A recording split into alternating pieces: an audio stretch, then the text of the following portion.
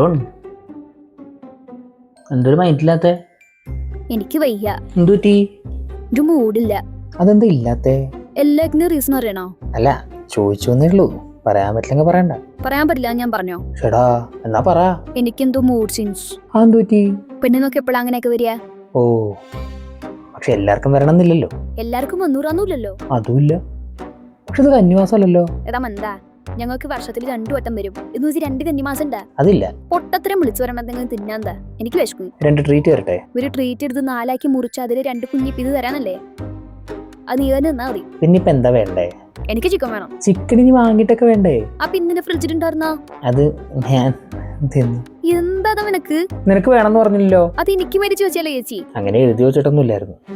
അതുകൊണ്ട് ഞാൻ എടുത്ത് വെട്ടിമുറിച്ച് പീസാക്കി നല്ല മസാലയൊക്കെ തേച്ചങ്ങോട്ട് പൊരിച്ചടിച്ച്. എന്റെ അവസ്ഥ നീ മുതലെടുക്കണേണ സജി. എന്താന്നറിയില്ലടി, നിന്നെ കണ്ട ചുമ്മാ ചൊറിയുന്നു. മാംസത്തില് പല്ല് കയറണവരെ കാണുക ഈ ചൊറിച്ചില്.